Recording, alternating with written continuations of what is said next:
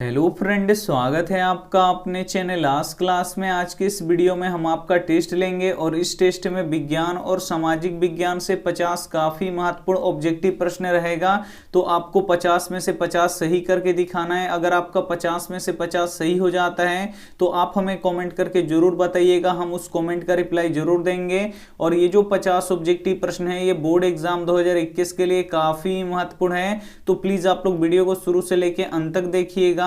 और चैनल को सब्सक्राइब नहीं किए हैं तो चैनल को सब्सक्राइब भी कर लीजिएगा, साथ में बेल आइकन को ऑल पे दबा लीजिएगा ताकि जब भी क्लास हो तो आपके पास नोटिफिकेशन पहुंचता रहे। तो आइए शुरू करते हैं पहले नंबर प्रश्न से। पहला नंबर प्रश्न है कि अंकोर वाट का मंदिर कहाँ स्थित है। काफी महत्वपूर्ण प्रश्न है। ए ऑप्शन है जापान में, बी ऑप्शन है कंबोडिया में, सी ऑप्शन है थाईलैंड में, डी ऑप्शन है चीन में। तो यहाँ पर आपको बताना है कि अंकोर वाट का मंदिर कहाँ स्थित है। तो ये कंबोडिया में स्थित है, इसे आपको याद रखना है। यानी यहाँ पे बी ऑप्शन क्या हो जाएगा, यहाँ पे बिल्कुल ही सही हो जाएगा। एक प्रश्न ये भी पूछा जाता है कि अंकोर वाट का मंदिर का निर्माण किसने करवाया था। तो सूर्यवर्मन द्वितीय ने करवाया था। तो ये भी साथ में आपको याद रखना है। आइए देखते हैं अगला प्रश्न। दो नंबर प्रश्न है कि पेड़ पौधों की उम्र का पता लगाया जाता है। ए ऑप्शन है इसकी ऊंचाई मापकर, बी ऑप्शन है वार्षिक वलयों को गिनकर, सी ऑप्शन है शाखाओं की संख्या को गिनकर, डी ऑप्शन है नहीं निकाला जा सकता है। यहाँ पे आपको बताना है कि पेड़ पौधों की उम्र का पता लगाया जाता है तो कैसे लगाया जाता है। तो वार्षिक वलयों को गिनकर लगाया जाता है, इसे आपको याद रखना है। यानी यहाँ पे बी ऑप्शन क्या हो जाएगा, यहाँ पे बिल्कुल ही सही हो जाएगा। एक प्रश्न ये भी पूछा जाता है कि पेड़ पौधों की पत्तियां हरी दिखाई देती हैं तो ये किसके कारण से दिखाई देती हैं। तो ये क्लोरोफिल के कारण से दिखाई देती हैं। तो ये भी साथ में आपको याद रखना है। आइए देखते हैं अगला प्रश्न। तीन नंबर प्रश्न है कि फ्रांस में किस शासन वंश की पुनर्स्थापना वियना कांग्रेस के द्वारा की गई। ए ऑप्शन है हैप्सबर्ग की, बी ऑप्शन है आर्लिया वंश की, सी ऑप्शन है बुर्बो वंश की, डी ऑप्शन है जारशाही की। तो यहाँ पर आपको बताना है कि फ्रांस में किस शासन वंश की पुनर्स्थापना वियना कांग्रेस के द्वारा किया गया। तो किसका किया गया, तो बुर्बो वंश का किया गया, इसे आपको याद रखना है। यानी यहाँ पे सी ऑप्शन क्या हो जाएगा, यहाँ पे बिल्कुल ही सही हो जाएगा। काफी महत्वपूर्ण 50 ऑब्जेक्टिव प्रश्न है। तो एक भी प्रश्न प्लीज आप लोग इसकी मत कीजिएगा। वीडियो को प्लीज आप लोग शुरू से लेकर अंत तक देखिएगा और आप लोग 50 में से 50 सही करने का कोशिश कीजिएगा। आइए देखते हैं अगला प्रश्न। 4 नंबर प्रश्न, निम्न में से कौन उपभोक्ता नहीं है। इसमें से आपको बताना है कि कौन उपभोक्ता नहीं है। ए ऑप्शन है घास, बी ऑप्शन है टिड्डा, सी ऑप्शन है हिरण, डी ऑप्शन है मेढक। तो यहाँ पे आपको बताना है कि निम्न में से कौन उपभोक्ता नहीं है। तो यहाँ पे देखिए जो घास है ये उपभोक्ता नहीं है, इसे आपको याद रखना है। यानी यहाँ पे ए ऑप्शन क्या हो जाएगा, यहाँ पे बिल्कुल ही सही हो जाएगा। जो घास है ये क्या है, उत्पाद है, और बाकी ये तीनों क्या है, उपभोक्ता है। तो इसे आपको याद रखना है। आइए देखते हैं अगला प्रश्न। 5 नंबर प्रश्न है कि इटली एवं जर्मनी के एकीकरण के विरुद्ध निम्न में से कौन था। ए ऑप्शन है इंग्लैंड, बी ऑप्शन है रूस, सी ऑप्शन है ऑस्ट्रिया, डी ऑप्शन है प्रसा। तो यहाँ पे आपको बताना है कि इटली एवं जर्मनी के एकीकरण के विरुद्ध निम्न में से कौन था। तो ऑस्ट्रिया था, इसे आपको याद रखना है। यानी यहाँ पे सी ऑप्शन क्या हो जाएगा, यहाँ पे बिल्कुल ही सही हो जाएगा। आइए देखते हैं अगला प्रश्न। 6 नंबर प्रश्न है कि सूर्योदय और सूर्यास्त के समय आकाश लाल प्रतीत होता है, क्यों। काफी महत्वपूर्ण प्रश्न है। ए ऑप्शन है प्रकाश का परावर्तन के कारण, बी ऑप्शन है प्रकाश का अपवर्तन के कारण, सी ऑप्शन है प्रकाश का वर्णविक्षेपण के कारण, डी ऑप्शन है प्रकाश का विवर्तन के कारण। तो यहाँ पे आपको बताना है कि सूर्योदय और सूर्यास्त के समय आकाश लाल प्रतीत होता है, क्यों। तो ये किसके कारण से होता है, तो ये प्रकाश के अपवर्तन के कारण से होता है, इसे आपको याद रखना है। यानी यहाँ पे बी ऑप्शन क्या हो जाएगा, यहाँ पे बिल्कुल ही सही हो जाएगा। आइए देखते हैं अगला प्रश्न। 7 नंबर प्रश्न है कि बिहार में रज्जू मार्ग कहाँ है। काफी महत्वपूर्ण प्रश्न है। ए ऑप्शन है सीवान में, बी ऑप्शन है पटना में, सी ऑप्शन है राजगीर में, डी ऑप्शन है गया में। तो यहाँ पे आपको बताना है कि बिहार में रज्जू मार्ग कहाँ है। तो राजगीर में है, इसे आपको याद रखना है। काफी महत्वपूर्ण प्रश्न है। यानी यहाँ पे सी ऑप्शन क्या हो जाएगा, यहाँ पे बिल्कुल ही सही हो जाएगा। आइए देखते हैं अगला प्रश्न। 8 नंबर प्रश्न की बैंक उदाहरण है। ए ऑप्शन है प्राथमिक क्षेत्र का, बी ऑप्शन है तृतीय क्षेत्र का, सी सी ऑप्शन है द्वितीय क्षेत्र का, डी ऑप्शन है इनमें से कोई नहीं। तो यहाँ पे आपको बताना है कि बैंक उदाहरण है, तो बैंक किसका उदाहरण है, तो ये तृतीय क्षेत्र का उदाहरण है, इसे आपको याद रखना है। यानी यहाँ पे बी ऑप्शन क्या हो जाएगा, यहाँ पे बिल्कुल ही सही हो जाएगा। एक प्रश्न ये भी पूछा जाता है कि प्राथमिक क्षेत्र में क्या आता है, तो प्राथमिक क्षेत्र में कृषि आता है, इसे आपको याद रखना है। और द्वितीय क्षेत्र में क्या आता है, तो उद्योग धंधे आते हैं, तो ये भी साथ में आपको याद रखना है। आइए देखते हैं अगला प्रश्न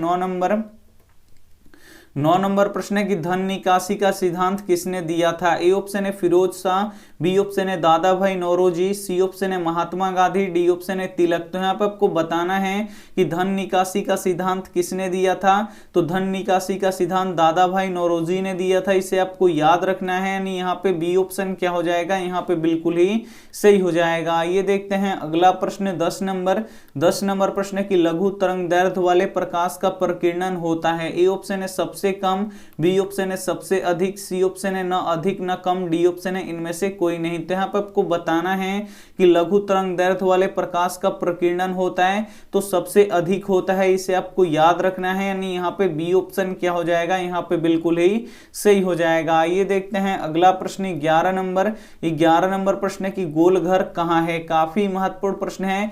यहाँ पे आपको बताना है कि गोल घर कहाँ है। ए ऑप्शन है गया में, बी ऑप्शन है पटना में, सी ऑप्शन है लखनऊ में, डी ऑप्शन है दिल्ली में। तो यहाँ पे आपको बताना है कि गोल घर कहाँ है, तो गोल घर कहाँ है, पटना में है, इसे आपको याद रखना है। यानी यहाँ पे बी ऑप्शन क्या हो जाएगा, यहाँ पे बिल्कुल ही सही हो जाएगा। काफी महत्वपूर्ण प्रश्न है, तो एक भी प्रश्न प्लीज आप लोग इसकी मत कीजिएगा। वीडियो को प्लीज आप लोग शुरू से लेके अंत तक देखिएगा और 50 में से 50 लाने का आप लोग कोशिश कीजिएगा। अगर आपका 50 में से 50 आ जाता है तो लास्ट में आप हमें कमेंट करके जरूर बताइएगा। ये देखते हैं अगला प्रश्न 12 नंबर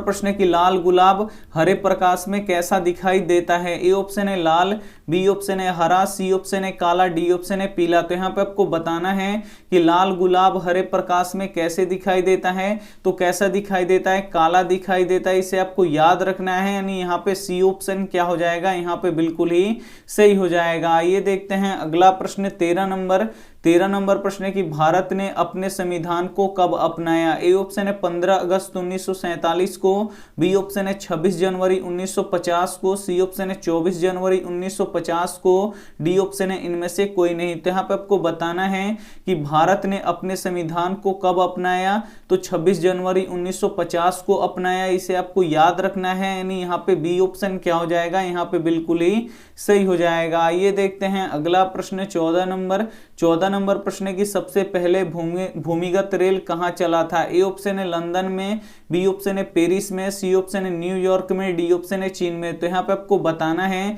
कि सबसे पहले भूमिगत रेल कहां चला था, तो लंदन में चला था, इसे आपको याद रखना है। यानी यहाँ पे ए ऑप्शन क्या हो जाएगा, यहाँ पे बिल्कुल ही सही हो जाएगा। ये देखते हैं अगला प्रश्न 15 नंबर प्रश्न है कि महाराष्ट्र किस फसल की खेती के लिए प्रसिद्ध है। ए ऑप्शन है धान, बी ऑप्शन है कपास, सी ऑप्शन है कहवा, डी ऑप्शन है जूट। तो यहाँ पे आपको बताना है कि महाराष्ट्र किस फसल की खेती के लिए प्रसिद्ध है, तो कपास की खेती के लिए प्रसिद्ध है, इसे आपको याद रखना है। यानी यहाँ पे बी ऑप्शन क्या हो जाएगा, यहाँ पे बिल्कुल ही सही हो जाएगा। ये देखते हैं अगला प्रश्न 16 नंबर प्रश्न की हिंद चीन में बसने वाले फ्रांसीसी को क्या कहा जाता था। ए ऑप्शन है फ्रांसीसी, बी ऑप्शन है शासक, सी ऑप्शन है कोलोन, डी ऑप्शन है जनरल। तो यहाँ पे आपको बताना है कि हिंद चीन में बसने वाले फ्रांसीसी को क्या कहा जाता था, तो कोलोन कहा जाता था, इसे आपको याद रखना है। यानी यहाँ पे सी ऑप्शन क्या हो जाएगा, यहाँ पे बिल्कुल ही सही हो जाएगा। ये देखते हैं अगला प्रश्न 17 नंबर प्रश्न की विनिमय का सर्वोत्तम माध्यम कौन सा है। ए ऑप्शन है वस्तु, बी ऑप्शन है मुद्रा, सी ऑप्शन है चेक, डी ऑप्शन है हुंडी। तो यहाँ पे आपको बताना है कि विनिमय का सर्वोत्तम माध्यम कौन सा है, तो मुद्रा है, इसे आपको याद रखना है। यानी यहाँ पे बी ऑप्शन क्या हो जाएगा, यहाँ पे बिल्कुल ही सही हो जाएगा। काफी महत्वपूर्ण 50 ऑब्जेक्टिव प्रश्न है, तो एक भी प्रश्न प्लीज आप लोग इसकी मत कीजिएगा। वीडियो को प्लीज आप लोग शुरू से लेके अंत तक देखिएगा और 50 में से 50 सही करने का कोशिश कीजिएगा। ये देखते हैं अगला प्रश्न 18 नंबर प्रश्न की भारत का कौन सा नगर इलेक्ट्रॉनिक उद्योग की राजधानी कहलाती है। काफी महत्वपूर्ण प्रश्न है।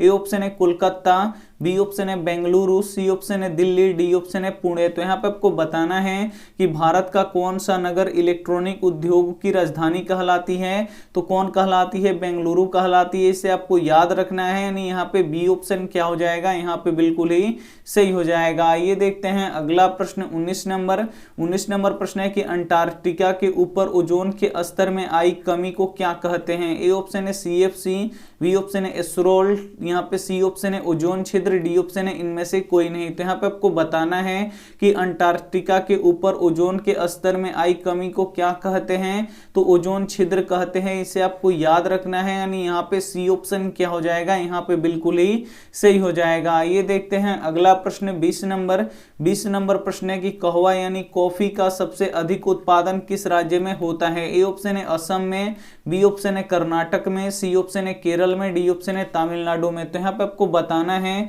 कि कहवा यानी कॉफी का सबसे अधिक उत्पादन किस राज्य में हुआ है? तो किस राज्य में होता है? तो ये कर्नाटक में होता है। इसे आपको याद रखना है, यानी यहाँ पे बी ऑप्शन क्या हो जाएगा? यहाँ पे बिल्कुल ही सही हो जाएगा। और चाय सबसे अधिक कहाँ पे होता है? तो असम में होता है। तो ये भी साथ में आपको याद रखना है।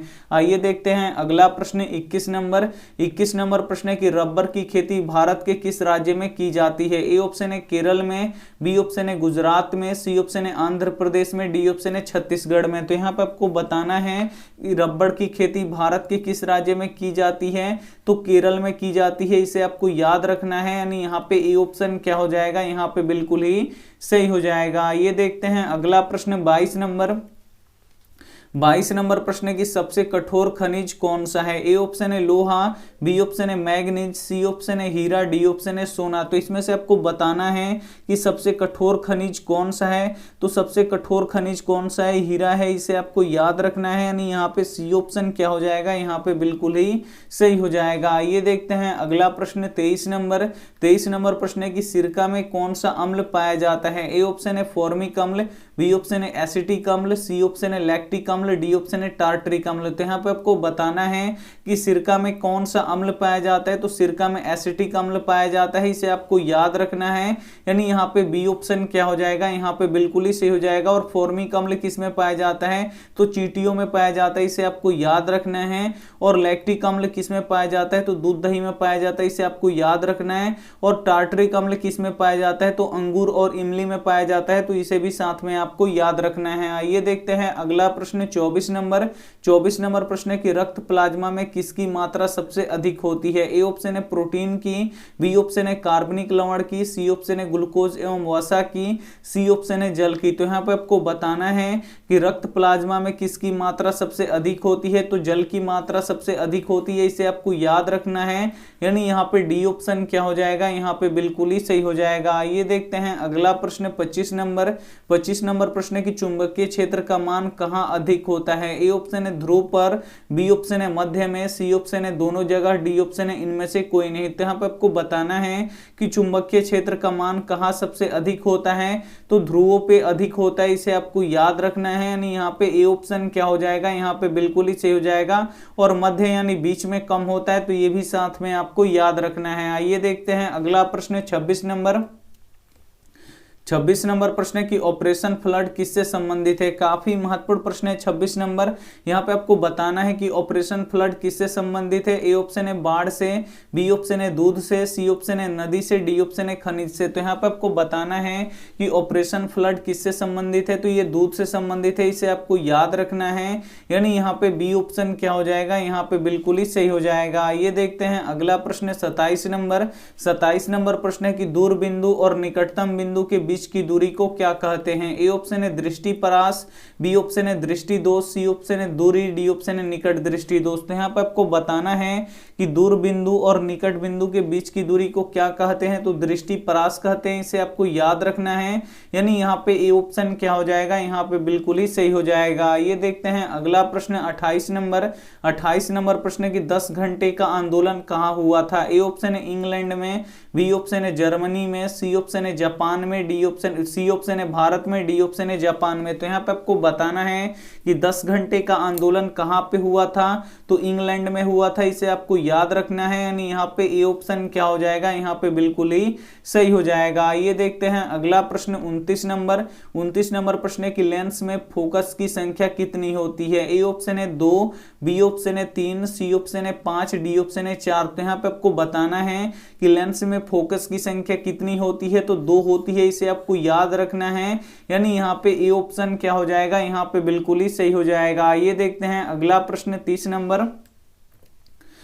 नंबर प्रश्न है कि बांगर मिट्टी किसे कहा जाता है। काफी महत्वपूर्ण प्रश्न है कि बांगर मिट्टी किसे कहा जाता है। ए ऑप्शन है पुरानी जलोढ़ मिट्टी को, बी ऑप्शन है नवीन जलोढ़ मिट्टी को, सी ऑप्शन है लेटराइट मिट्टी को, डी ऑप्शन है यहाँ पे बंजर मिट्टी को। तो यहाँ पे आपको बताना है कि बांगर मिट्टी किसे कहा जाता है। तो बांगर मिट्टी किसे कहा जाता है, तो पुरानी जलोढ़ मिट्टी को बांगर मिट्टी कहा जाता है, इसे आपको याद रखना है। यानी यहाँ पे ए ऑप्शन क्या हो जाएगा, यहाँ पे बिल्कुल ही सही हो जाएगा। और खादर मिट्टी किसे कहा जाता है, तो नवीन जलोढ़ मिट्टी को खादर मिट्टी कहा जाता है, तो इसे भी साथ में आपको याद रखना है। आइए देखते हैं अगला प्रश्न 31 नंबर प्रश्न है कि भारत की पहली समाचार पत्र कौन सी है। ए ऑप्शन है इंडिया गजट, बी ऑप्शन है बंगाल गजट, सी ऑप्शन है बंबई गजट, डी ऑप्शन है मद्रास गजट। तो यहाँ पर आपको बताना है कि भारत की पहली समाचार पत्र कौन सी है, तो बंगाल गजट है, इसे आपको याद रखना है। यानी यहाँ पे बी ऑप्शन क्या हो जाएगा, यहाँ पे बिल्कुल ही सही हो जाएगा। आइए देखते हैं अगला प्रश्न 32 नंबर प्रश्न है कि सिंधु जल समझौता कब हुआ था। ए ऑप्शन है 1950 में, बी ऑप्शन है 1955 में, सी ऑप्शन है 1960 में, डी ऑप्शन है 1965 में। तो यहाँ पे आपको बताना है कि सिंधु जल समझौता कब हुआ था। तो सिंधु जल समझौता कब हुआ था, तो 1960 में हुआ था, इसे आपको याद रखना है। यानी यहाँ पे सी ऑप्शन क्या हो जाएगा, यहाँ पे बिल्कुल ही सही हो जाएगा। और सिंधु जल समझौता किन 2 देशों के बीच में हुआ था, तो भारत और पाकिस्तान के बीच में हुआ था, तो ये भी साथ में आपको याद रखना है। आइए देखते हैं अगला प्रश्न 33 नंबर प्रश्न है कि तारे क्यों टिमटिमाते हुए नजर आते हैं। ए ऑप्शन है प्रकाश का परावर्तन के कारण, बी ऑप्शन है प्रकाश का अपवर्तन के कारण, सी ऑप्शन है प्रकाश का विवर्तन के कारण, डी ऑप्शन है प्रकाश का वर्णविक्षेपण के कारण। तो यहाँ पे आपको बताना है कि तारे क्यों टिमटिमाते हुए नजर आते हैं। तो तारे प्रकाश के अपवर्तन के कारण टिमटिमाते हुए नजर आते हैं। यानी यहाँ पे बी ऑप्शन क्या हो जाएगा, यहाँ पे बिल्कुल ही सही हो जाएगा। ये देखते हैं अगला प्रश्न 34 नंबर प्रश्न की उत्तल दर्पण द्वारा बना प्रतिबिंब कैसा होता है। ए ऑप्शन है काल्पनिक और उल्टा, बी ऑप्शन है काल्पनिक और सीधा, सी ऑप्शन है वास्तविक और उल्टा, डी ऑप्शन है वास्तविक और सीधा। तो यहाँ पे आपको बताना है कि उत्तल दर्पण द्वारा बना प्रतिबिंब कैसा होता है, तो काल्पनिक और सीधा होता है, इसे आपको याद रखना है। यानी यहाँ पे बी ऑप्शन क्या हो जाएगा, यहाँ पे बिल्कुल ही सही हो जाएगा। ये देखते हैं अगला प्रश्न 35 नंबर प्रश्न है कि आधुनिक शहरों का उदय सबसे पहले कहां हुआ। ए ऑप्शन है भारत में, बी ऑप्शन है इंग्लैंड में, सी ऑप्शन है अमेरिका में, डी ऑप्शन है फ्रांस में। तो यहाँ पे आपको बताना है कि आधुनिक शहरों का उदय सबसे पहले कहां हुआ, तो कहां हुआ, इंग्लैंड में हुआ, इसे आपको याद रखना है। यानी यहाँ पे बी ऑप्शन क्या हो जाएगा, यहाँ पे बिल्कुल ही सही हो जाएगा। काफी महत्वपूर्ण 50 ऑब्जेक्टिव प्रश्न है, तो एक भी प्रश्न प्लीज आप लोग इसकी मत कीजिएगा।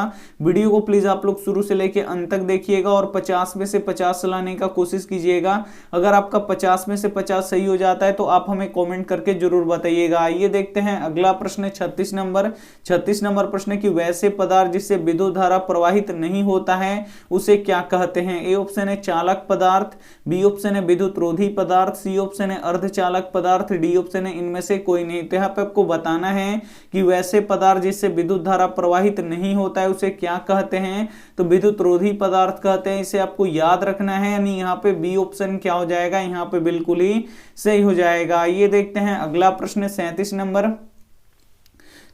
नंबर प्रश्न है कि आपतन कोण किसके बराबर होता है। ए ऑप्शन है क्रांति कोण के, बी ऑप्शन है निर्गत कोण के, सी ऑप्शन है परावर्तन कोण के, डी ऑप्शन है समतल कोण के। तो यहाँ पे आपको बताना है कि आपतन कोण किसके बराबर होता है, तो परावर्तन कोण के बराबर होता है, इसे आपको याद रखना है। यानी यहाँ पे सी ऑप्शन क्या हो जाएगा, यहाँ पे बिल्कुल ही सही हो जाएगा। ये देखते हैं अगला प्रश्न 38 38 नंबर प्रश्न है कि इलेक्ट्रॉन खोकर कोई पदार्थ क्या हो जाता है। ए ऑप्शन है धन आवेशित, बी ऑप्शन है ऋण आवेशित, सी ऑप्शन है दोनों, डी ऑप्शन है इनमें से कोई नहीं। तो यहाँ पे आपको बताना है कि इलेक्ट्रॉन खोकर कोई पदार्थ क्या हो जाता है, तो धन आवेशित हो जाता है, इसे आपको याद रखना है। यानी यहाँ पे ए ऑप्शन क्या हो जाएगा, यहाँ पे बिल्कुल ही सही हो जाएगा। ये देखते हैं अगला प्रश्न 39 नंबर। 39 नंबर प्रश्न की जूल प्रति कूलम को क्या कहते हैं। ए ऑप्शन है वोल्ट, बी ऑप्शन है न्यूटन, सी ऑप्शन है एम्पियर, डी ऑप्शन है टेस्ला। तो यहाँ पे आपको बताना है कि जूल प्रति कूलम को क्या कहते हैं, तो जूल प्रति कूलम को वोल्ट कहते हैं, इसे आपको याद रखना है। यानी यहाँ पे ए ऑप्शन क्या हो जाएगा, यहाँ पे बिल्कुल ही सही हो जाएगा। ये देखते हैं अगला प्रश्न 40 नंबर। 40 नंबर प्रश्न की कौन सा लेंस बीच में पतला तथा किनारे पर मोटा होता है। ए ऑप्शन है उत्तल लेंस, बी ऑप्शन है अवतल लेंस, सी ऑप्शन है उभयोतल लेंस, डी ऑप्शन है इनमें से कोई नहीं। तो यहाँ पर आपको बताना है कि कौन सा लेंस बीच में पतला तथा किनारे पर मोटा होता है, तो अवतल लेंस होता है, इसे आपको याद रखना है। यानी यहाँ पे बी ऑप्शन क्या हो जाएगा, यहाँ पे बिल्कुल ही सही हो जाएगा। ये देखते हैं अगला प्रश्न 41 नंबर। 41 नंबर प्रश्न है निम्न में से कौन प्रकाश संश्लेषी अंगक है। ए ऑप्शन है हरित लवक, बी ऑप्शन है पत्ती, सी ऑप्शन है एस्टोमेटा, डी ऑप्शन है जड़। तो यहाँ पे आपको बताना है कि इनमें से कौन प्रकाश संश्लेषी अंगक है, तो हरित लवक है, इसे आपको याद रखना है। यानी यहाँ पे ए ऑप्शन क्या हो जाएगा, यहाँ पे बिल्कुल ही सही हो जाएगा। ये देखते हैं अगला प्रश्न 42 नंबर। 42 नंबर प्रश्न है कि यदि किसी विलयन का पीएच मान 0 हो तो उसका विलयन कैसा होगा। ए ऑप्शन है अम्लीय, बी ऑप्शन है क्षारीय, सी ऑप्शन है उदासीन, डी ऑप्शन है इनमें से कोई नहीं। तो यहाँ पे आपको बताना है कि यदि किसी विलयन का पीएच मान 0 होता है तो उसका विलयन कैसा होगा, तो अम्लीय होगा, इसे आपको याद रखना है। यानी यहाँ पे ए ऑप्शन क्या हो जाएगा, यहाँ पे बिल्कुल ही सही हो जाएगा। ये देखते हैं अगला प्रश्न 43 नंबर कि अवायवीय श्वसन कोशिका के किस भाग में होता है। ए ऑप्शन है कोशिका द्रव में, बी ऑप्शन है हरित लवक में, सी ऑप्शन है कोशिका झिल्ली में, डी ऑप्शन है केंद्रक में। तो यहाँ पे आपको बताना है कि अवायवीय श्वसन कोशिका के किस भाग में होता है, तो अवायवीय श्वसन कोशिका के किस भाग में होता है, तो कोशिका द्रव में होता है, इसे आपको याद रखना है। यानी यहाँ पे ए ऑप्शन क्या हो जाएगा, यहाँ पे बिल्कुल ही सही हो जाएगा। ये देखते हैं अगला प्रश्न 44 नंबर। 44 नंबर प्रश्न की किस दर्पण की फोकस दूरी ऋणात्मक होती है। ए ऑप्शन है उत्तल दर्पण की, बी ऑप्शन है अवतल दर्पण की, सी ऑप्शन है दोनों की, डी ऑप्शन है इनमें से कोई नहीं। तो यहाँ पे आपको बताना है कि किस दर्पण की फोकस दूरी ऋणात्मक होती है, तो अवतल दर्पण की फोकस दूरी ऋणात्मक होती है, इसे आपको याद रखना है। यानी यहाँ पे बी ऑप्शन क्या हो जाएगा, यहाँ पे बिल्कुल ही सही हो जाएगा। ये देखते हैं अगला प्रश्न 45 नंबर। 45 नंबर प्रश्न है कि तान भगत आंदोलन का नेतृत्व किसने किया। ए ऑप्शन है एम.एन. राय ने, बी ऑप्शन है जतरा भगत ने, सी ऑप्शन है लाला लाजपत राय ने, डी ऑप्शन है महात्मा गांधी ने। तो यहाँ पे आपको बताना है कि तान भगत आंदोलन का नेतृत्व किसने किया था, तो जतरा भगत ने किया था, इसे आपको याद रखना है। यानी यहाँ पे बी ऑप्शन क्या हो जाएगा, यहाँ पे बिल्कुल ही सही हो जाएगा। ये देखते हैं अगला प्रश्न 46 नंबर। 46 नंबर प्रश्न है कि वास्तविक सूर्योदय और आभासी सूर्योदय के बीच लगभग कितने समय का अंतर होता है। ए ऑप्शन है 1 मिनट, बी ऑप्शन है 2 मिनट, सी ऑप्शन है 3 मिनट, डी ऑप्शन है 4 मिनट। तो यहाँ पे आपको बताना है कि वास्तविक सूर्योदय और आभासी सूर्योदय के बीच में लगभग कितने समय का अंतर होता है, तो 2 मिनट का अंतर होता है, इसे आपको याद रखना है। यानी यहाँ पे बी ऑप्शन क्या हो जाएगा, यहाँ पे बिल्कुल ही सही हो जाएगा। ये देखते हैं अगला प्रश्न 47 नंबर। 47 नंबर प्रश्न है कि यूरोपीय सभ्यता का पालन किसे कहा जाता है। ए ऑप्शन है जर्मनी को, बी ऑप्शन है यूनान को, सी ऑप्शन है इटली को, डी ऑप्शन है अमेरिका को। तो यहाँ पे आपको बताना है कि यूरोपीय सभ्यता का पालन किसे कहा जाता है, तो यूनान को कहा जाता है, इसे आपको याद रखना है। यानी यहाँ पे बी ऑप्शन क्या हो जाएगा, यहाँ पे बिल्कुल ही सही हो जाता है। आइए देखते हैं अगला प्रश्न 48 नंबर। 48 नंबर प्रश्न है कि खतरे के सिग्नल में कौन सा रंग का उपयोग किया जाता है। ए ऑप्शन है लाल, बी ऑप्शन है नीला, सी ऑप्शन है पीला, डी ऑप्शन है काला। तो यहाँ पे आपको बताना है कि खतरे के सिग्नल में कौन से रंग का उपयोग किया जाता है, तो लाल रंग का उपयोग किया जाता है, इसे आपको याद रखना है। यानी यहाँ पे ए ऑप्शन क्या हो जाएगा, यहाँ पे बिल्कुल ही सही हो जाएगा। ये देखते हैं अगला प्रश्न 49 नंबर कि काउंट काबूर को विक्टर इमैनुअल ने किस पद पर नियुक्त किया। ए ऑप्शन है सेनापति, बी ऑप्शन है फ्रांस के राजदूत, सी ऑप्शन है प्रधानमंत्री, डी ऑप्शन है गृह मंत्री। तो यहाँ पे आपको बताना है कि काउंट काबूर को विक्टर इमैनुअल ने किस पद पर नियुक्त किया, तो सेनापति के पद पर नियुक्त, यहाँ पे सॉरी प्रधानमंत्री के पद पर नियुक्त किया, इसे आपको याद रखना है। यानी यहाँ पे सी ऑप्शन क्या हो जाएगा, यहाँ पे बिल्कुल ही सही हो जाएगा। ये देखते हैं अगला प्रश्न 50 नंबर कि इंद्रधनुष किस प्रकार का स्पेक्ट्रम है। ए ऑप्शन है प्राकृतिक, बी ऑप्शन है कृत्रिम, सी ऑप्शन है दोनों, डी ऑप्शन है इनमें से कोई नहीं। तो यहाँ पे आपको बताना है कि इंद्रधनुष किस प्रकार का स्पेक्ट्रम है। तो जो ये इंद्रधनुष है ये प्राकृतिक है, इसे आपको याद रखना है। यानी यहाँ पे ए ऑप्शन क्या हो जाएगा, यहाँ पे बिल्कुल ही सही हो जाएगा। और ये रहा आपका होमवर्क प्रश्न। होमवर्क प्रश्न की वर्षाय की संधि कब हुई। ए ऑप्शन है 1915 में, बी ऑप्शन है 1916 में, सी ऑप्शन है 1919 में, डी ऑप्शन है 1920 में। तो आप यहाँ पे 50 प्रश्न को सॉल्व कर चुके हैं। अब आप हमें कमेंट करके बता दीजिए कि आपका 50 में से 50 सही हुआ या नहीं हुआ। वीडियो को लाइक नहीं किया तो प्लीज आप लोग वीडियो को लाइक कर दीजिएगा, अपने दोस्तों के पास इस वीडियो को जरूर शेयर कीजिएगा, और चैनल को अभी तक आप सब्सक्राइब नहीं किए तो चैनल को सब्सक्राइब करके साथ में बेल आइकन को ऑल पे दबा लीजिएगा। Thank you for watching. मिलते हैं अगले वीडियो में, तब तक अपना ध्यान रखिए, मन लगा के पढ़ाई कीजिए। Take care and bye.